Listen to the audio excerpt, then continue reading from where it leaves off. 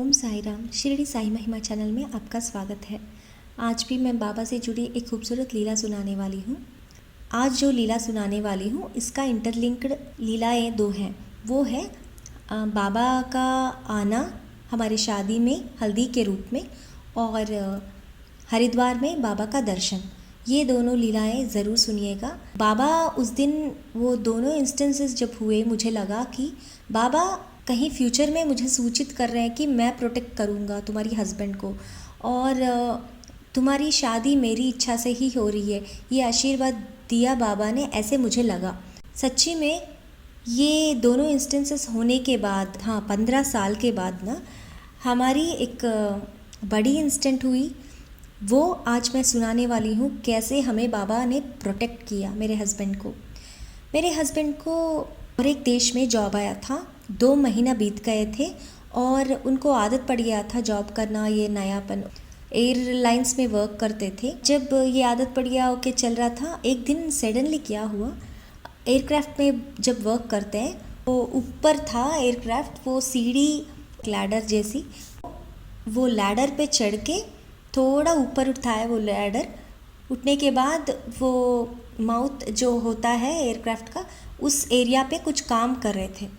He is engineer, सो वो वहाँ काम कर रहे थे। तो क्या हुआ, जैसे कि आपको मालूम है रनवे साइड पे ना जो भी हैंगर बोलते हैं, वहाँ जहाँ भी वर्क करते हैं बहुत हवा चलती है, बहुत तेज़ी हवा चलती है क्योंकि ओपन ग्राउंड होता है, रनवे होता है।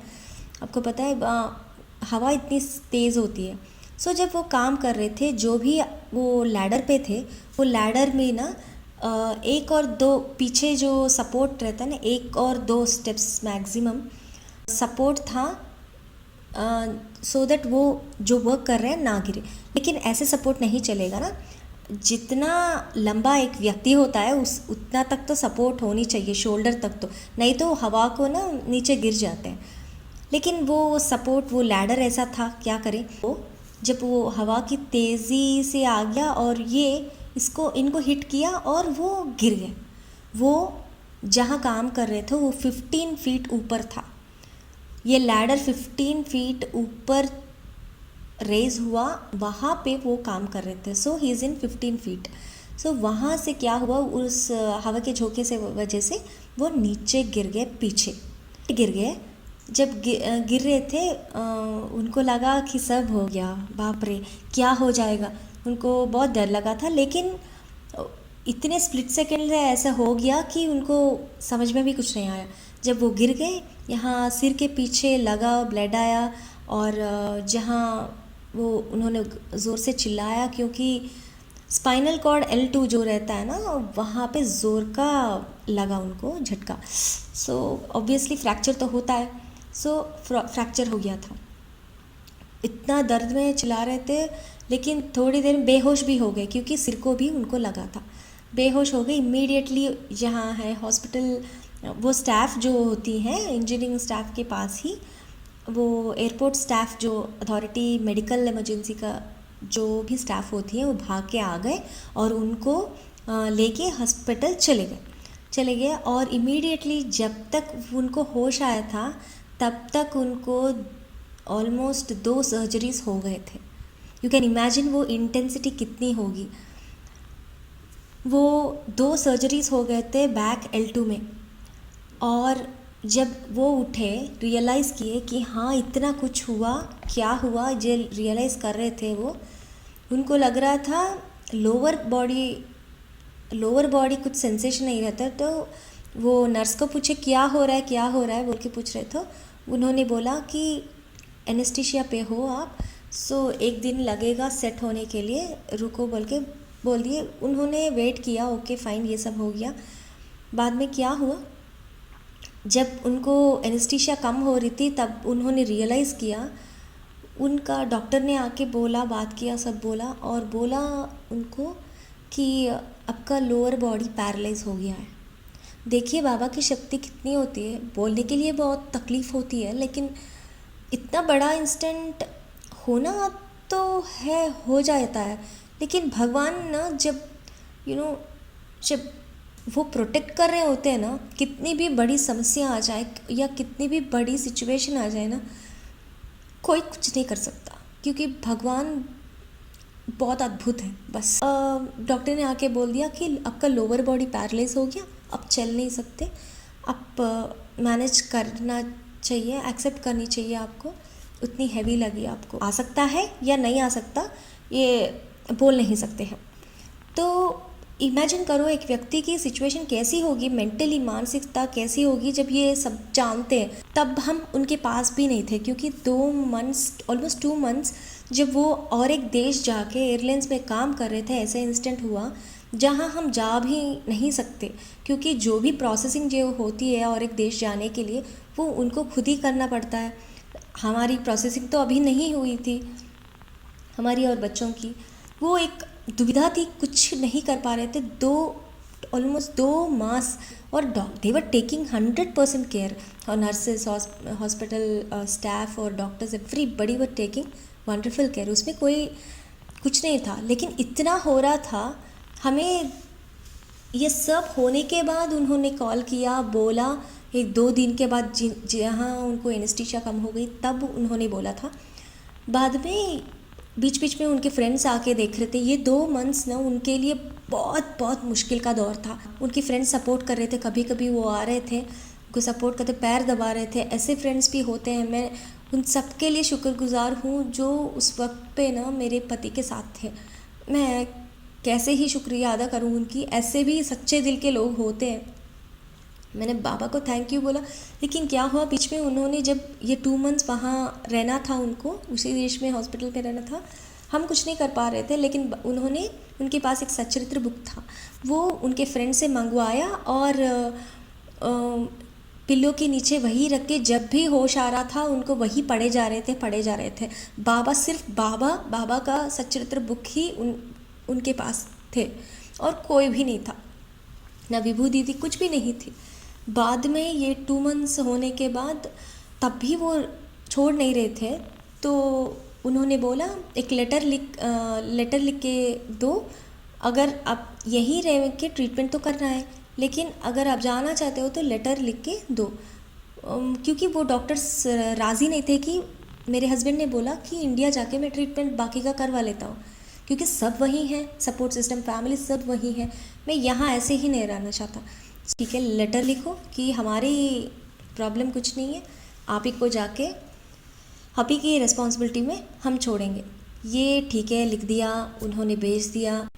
वो इंडिया आ गए। इंडिया आने के बाद लेकिन पता नहीं कहाँ से शक्ति आ रही थी मेरी मन में, मैंने एक आंसू भी नहीं टपकाया, लेकिन ऐसे देखा कि ये भी हो जाएगा, ठीक हो जाएगा। मेरे मन में पता नहीं क्या हो रहा था, मैंने एक ही ठान ली थी कि आंसू भी नहीं आ रहे थे, बहुत मेंटली स्ट्रांग हो गई थी। कैसे हुई ये भी पता नहीं, मैं बाय नेचर में उतनी स्ट्रांग भी नहीं हूँ, लेकिन कैसे स्ट्रांग महसूस हो रही थी मुझे। मैंने सिर्फ वही किया जो काम कर रहा है, ठीक है, उनको जब तक ये फिर से ये सब निकाल के दौड़ के चलेंगे नहीं, तब तक मुझे इसी काम पे अड़े रहना है, बच्चों को देखना है और उनको देखना है, ना कुछ ज़्यादा नहीं सोचना, इमोशनली ड्रेन नहीं होना, नेगेटिव नहीं सोचना, ऐसे ही डटे रहना। ऐसे ही मैंने पता नहीं ऐसे स्ट्रॉन्ग संकल्प कर लिया, और बाबा का नाम हम लेते रहे। बाबा जो करना था करते रहे, सिर्फ बिकॉज उतना विश्वास हमें कहाँ आता है, जब भगवान हमारे साथ हो वही करवाते हैं। मुझे कभी कभी लगता है, ऐसे इंस्टेंसेस भी मैंने देखे हैं जहाँ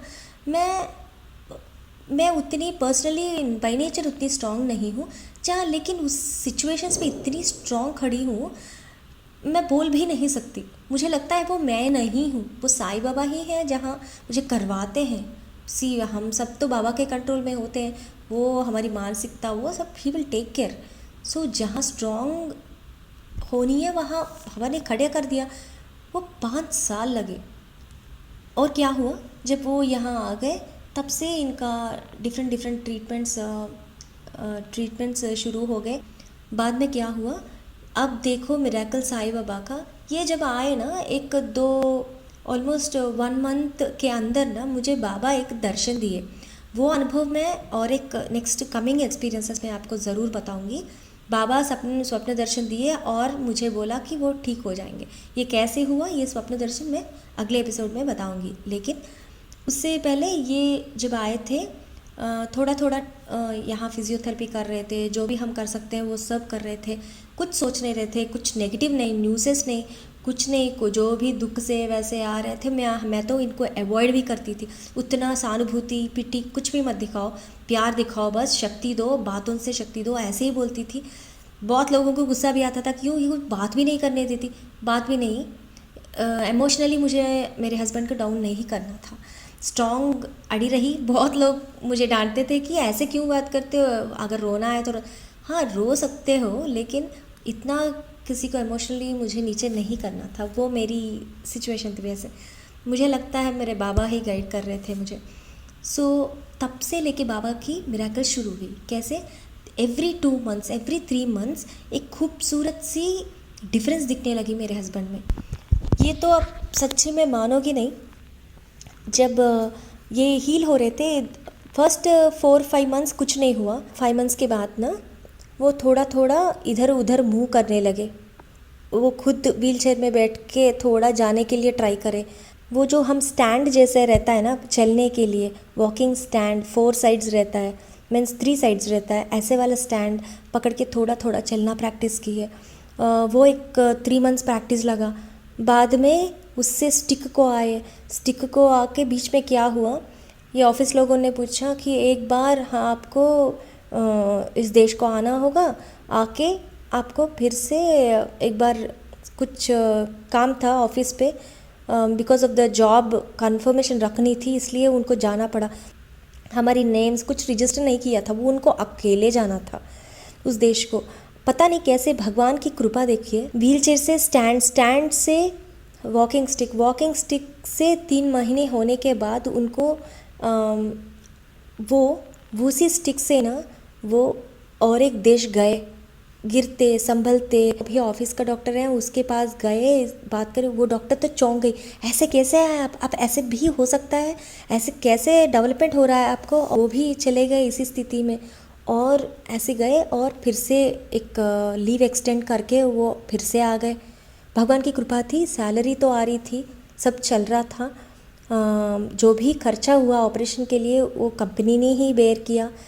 बता रही हूँ बाबा की कृपा है। देखो हर पल हर सिचुएशन में हमारी खाने की कभी कमी नहीं हुई, सैलरी आ रहा था। मुझे तो लगता है ये सिर्फ साईं बाबा की कृपा ही थी जो इतना कुछ सपोर्ट मिला।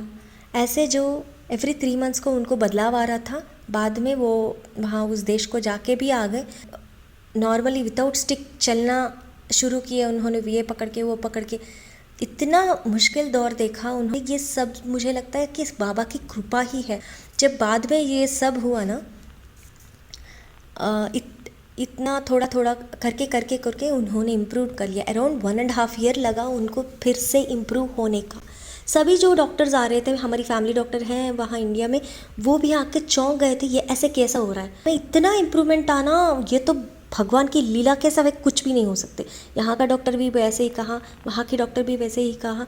बाद में जब वो इंडिया आ गए, वे विभूति देती थी, विभूति रखती थी, सच्चरित्र पढ़ते थे और बाबा का ही नामस्मरण भजन ये सब चलता था, और सिर्फ बाबा ही बाबा थे। हमने वही किया जो करना था। हम सोच भी नहीं रहे थे आज ये करना है, उसको सपोर्ट करना है। Until he runs walks happily हमें काम करना है, सिर्फ मेंटली वही थी। मैं बच्चों को देख रही थी, घर को देख रही थी, बाहर जा रही थी, सब वही देख रही थी। ये सब मुझे लगता है कि पीछे ना साईं बाबा करवा रहे थे। मैं अकेली कुछ भी नहीं थी, मैं अकेली कुछ भी नहीं कर रही थी। लेकिन ये सोचिए, इतना बड़ा सिचुएशन अकेली कौन कर पाएगा बोलिए। बाबा की शक्ति ही हमारे चलाई, और बाबा की शक्ति ही इतनी हीलिंग दी मेरे हस्बैंड को। आज के दिन ना मेरे हस्बैंड हैप्पीली चल सकते हैं, कार ड्राइविंग करते हैं। हम और एक देश में फिर से आ गए, हम सब लोग मिलके आ गए और बहुत खुश हैं। क्या से कितनी वरदान दे दी साईं ने, तब जाके हमारी ज़िंदगी ऐसी है। अगर इतनी है तो बाबा की देनी ही है हमारी ज़िंदगी। इतना हीलिंग की है बाबा ने, इतनी हीलिंग की।